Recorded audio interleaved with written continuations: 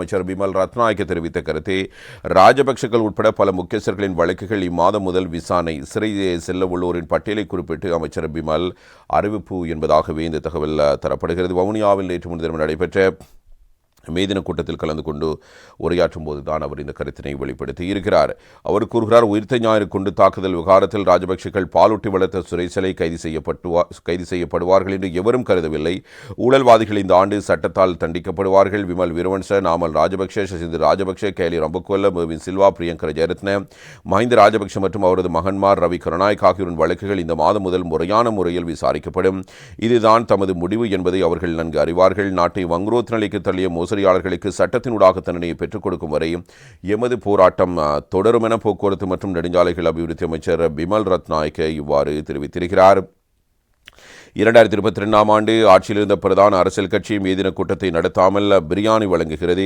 பிரிதொரு கட்சி தொழிலாளர் தினத்தில் மத வழிபாடுகளில் ஈடுபடுகிறது. மக்கள் ஆதரவு இல்லாத காரணத்தால் இவ்வாறான செயற்பாடுகளில் இவர்கள் ஈடுபடுகிறார்கள். தேசிய மக்கள் சக்தி ஆகிய நாம் 21 மாவட்டங்களில் 21 கூட்டணிகளை நடத்தியிருக்கிறோம். இது பாரியதொரு வெற்றி. மக்களின் பாரிய எதிர்பார்ப்புக்கு மத்தியில் ஆட்சி அமைத்திருக்கிறோம். தித்வா புயல் தாக்கத்தினால் ஏற்பட்ட பாதிப்புகளிலிருந்து மீண்டலும் சந்தர்ப்பத்தில் மத்திய கிழக்கு போர் தாக்குதல்களால் நெருக்கடிக்குள்ளாகியுள்ளோம். இதுவும் தற்காலிகமானதே. 2024ஆம் ஆண்டு ஜனாதிபதி தேர்தல் இடம்பெற்ற போது நாட்டின் நிலைமை எவ்வாறு காணப்பட்டது என்பது எமக்கு நினைவில் உள்ளது. அக்காலப்பகுதியில் நாட்டில் ஏகாதிபத்திய ஆட்சியை ரணில் ராஜபக்சேக்கள் உருவாக்கியிருந்தார்கள். ஒரு குடும்பம் இந்த நாட்டை நிர்மூலமாக்கியது. ராஜபக்ச குடும்பத்தினர் சுகபோகமாக வாழ்வதற்கு அரசு நிதியை மோசடி செய்தார்கள். இதனால் நாட்டு மக்கள் பாதிக்கப்பட்டார்கள். 2022ஆம் ஆண்டு எரிவாயு சிலிண்டர் தட்டுப்பாடு காணப்பட்டது. அறகலைவை தொடர்ந்து கோட்டாபய ராஜபக்சவின் அமைச்சர்களின் வீடுகளிலிருந்து 80க்கும் அதிகமாக நிரப்பப்பட்ட எரிவாயு சிலிண்டர்கள் மீட்கப்பட்டன. மக்கள் வீதியில் அத்தியாவசிய பொருட்களுக்காக வரிசையில் நின்ற போது அப்போதைய அரசாங்கத்தின் உறுப்பினர்கள் சுகபோகமாக வாழ்ந்தார்கள்.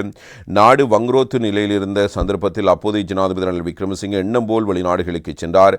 தனது மனைவியின் பட்டமளிப்பு நிகழ்வுக்காக லண்டனுக்கு சென்றார். அரசு நிதியை தவறாக பயன்படுத்தினார். இந்த சம்பவம் தொடர்பில் தற்போது விசாரணைகள் முன்னெடுக்கப்படுகின்றன. கடந்த கால ஊழல்வாதிகள் மற்றும் படுகொலையாளிகளின் சட்டத்தின் முன் தண்டிக்கப்பட வேண்டும் என்பது மக்களின் எதிர்பார்ப்பு. பல குற்றங்களுடன் தொடர்புடைய விமல் வீரவன்ச, ராஜபக்சேக்கள், விக்ரமசிங்க ஆகியோருக்கு எதிராக முறையான விசாரணைகள் முன்னெடுக்கப்படுகின்றன. உயிர்த்த ஞாயிறு கொண்டு தாக்குதல் விவகாரத்தில் ராஜபக்சேக்கள் பாலூட்டி வளர்த்த சுரேசலை கைது செய்யப்படுவார் என்று எவரும் கருதவில்லை. ஊழல்வாதிகள் இந்த ஆண்டு சட்டத்தால் தண்டிக்கப்படுவார்கள். கடந்த கால ஊழல்கள், படுகொலைகள் குறித்து முறையான விசாரணைகள் இடம்பெறுவதால் தான் ஒரு தரப்பினர் திட்டமிட்ட வகையில் போராட்டத்தில் ஈடுபடுகிறார்கள். 4 அல்லது 5 பேர் அரசாங்கத்தை பதவிவிலகுமாறு குறிப்பிடுகிறார்கள். அது ஒருபோதும் நடக்காது.